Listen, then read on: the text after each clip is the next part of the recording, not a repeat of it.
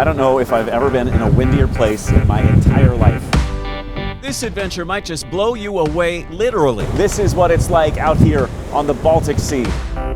Millions of people make this ocean crossing every year. If you want to get from the Nordic countries like Finland to the Baltic countries like Estonia, there's a big body of water in your way. Thankfully, they have these massive ferry boats that allow you to cross in style. I mean, these things are really nice. From the ocean-bound Burger King to the bountiful buffet to the high-end shopping, there are lots of ways to entertain yourself. We're going to show you what you can expect on one of these crossings on the inside, while the weather outside is frightful.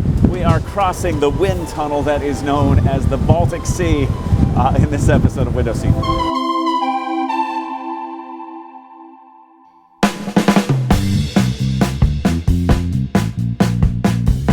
The journey starts early in the morning. It's about 6:45 a.m. right now. We're at the cruise terminal here in Helsinki. There's Charlie. He's ready to get this done too.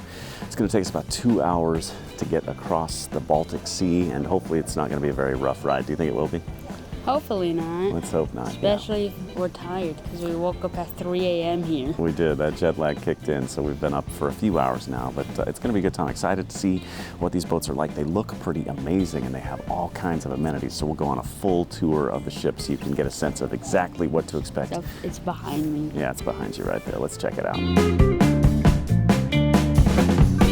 By the time this boat ride is over, we'll be in Tallinn, Estonia, on the other side of the sea. Taking us there, this Tallink ferry boat called the Megastar.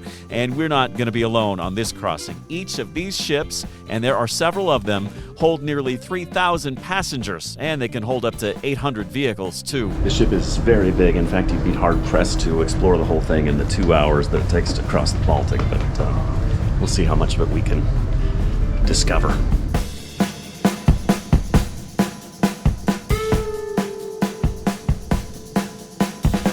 From the minute we walk aboard, it is clear these ships are high-end, well-appointed, and full of really cool stuff. Most notably, food and drink. There are a ton of options, from that Burger King, where you can have it your way, to a cafeteria, a deli, a grill house, restaurants where the food all looked good and you can get a little of whatever you want, to the slightly higher-end buffet that my son and I chose. It had all the traditional English breakfast staples and cost about 20 euros each. It was fine. Probably would have been just as happy with Burger King, though. And then there are the multiple places to get something to drink on board, from the coffee shop to the various bars and lounges, from the Sea Pub, which is very relaxed and laid back, to the Victory Bar, a sports bar at sea.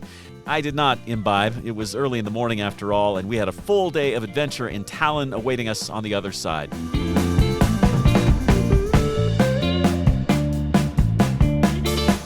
Ferries like these have been around for decades for folks trying to get to the main continent of Europe from the Nordic countries and vice versa. They say about 4.5 million people take these Baltic Sea ferry crossings every year from places like Helsinki and Stockholm to cities on the other side of the Baltic, places like Tallinn, Estonia, and Riga, Latvia. It is a major way for truckers to get across the Baltic too. In fact, these ships are full of semi-truck drivers, and they really cater to those drivers more than just about anybody else. They even have special drivers-only sections in some of the restaurants. There's a driver's lounge, and the crossing gives those hardworking drivers a couple of hours to relax and unwind. For the moment, at least, this is the only way for them to cross the Baltic, but that could change. There's actually a movement afoot to build a massive tunnel underneath the Baltic from Helsinki to Tallinn to make it easier and faster for folks to get from one side to the other. They think it would shave about an hour off the travel time. Obviously, that's going to take a lot of time and a whole lot of money to make happen. So in the meantime, this is how you get from place to place. All right, let's show you some of the other amenities on this ship. There's a children's playroom for the kiddos. There's an arcade. There's a sitting lounge with fancy armchairs like an airplane where you can watch TV and relax. There's a comfort lounge where you can try to get some Z's. They do have about 20 cabins that you can book in advance. They have beds and showers, but this trip is just about 2 hours, so you probably don't need all that. There's also conference rooms and VIP rooms, and man, oh man, is there shopping. There are stores everywhere, including this Megastore at sea.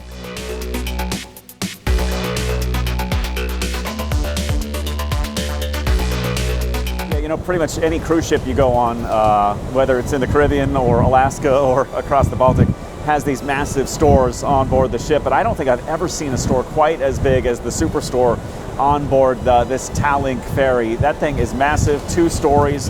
It has the hugest selection of alcohol I think I've ever seen on a ferry. Plus there are these high-end clothes. You've got toys, perfumes, cosmetics, candy, lots of candy, every kind of snack you could possibly want. And it seems like people really do load up and take advantage of the good prices. The other thing that they really have on board here in multiple places is gambling. Slot machines on every corner of the ship, so if that's your jam, maybe you'll strike it rich on board this ferry.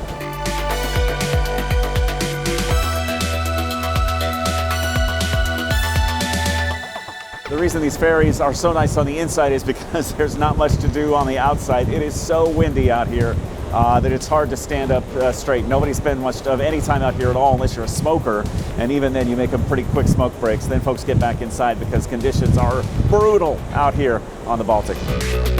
Of course, there are tolerable times of year to cross. We're doing it in the fall when the days are short, the temperatures are cold, and the winds are wailing. And it feels like we're kind of alone out here in this vast body of water until we happen upon another ferry making the crossing. There are several of these ships and a couple of ship companies to choose from, including Viking as well as Tallink. So no matter the time of day you're trying to cross, you are bound to find one that fits your schedule. And just as we finish up eating, walking around, and exploring our ship, our crossing actually comes to an end. We dock at the ferry terminal near Old Town Tallinn, Estonia, ready to start our day. No matter which side of the Baltic you wind up on, in Estonia or Helsinki or one of the other places, you're bound to have a great time. These places are all awesome. Bottom line with this Baltic Ferry crossing, the ships are great, the prices are decent, ours cost about $80 round trip, and it makes for a great day trip. We arrived in Tallinn mid-morning, and we'll get back on the ship and go back to Helsinki late tonight with plenty of time to explore.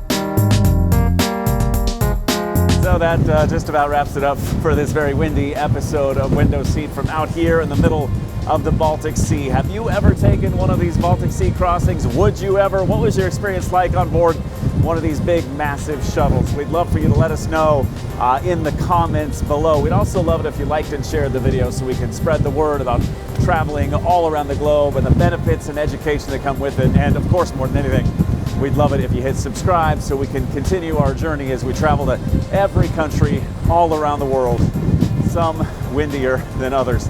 That's it for this episode of Window Seat. We're back with a brand new episode of Window Seat next Friday morning, 8 a.m. Eastern Time. In the meantime, check out one of these other episodes. I'm going inside.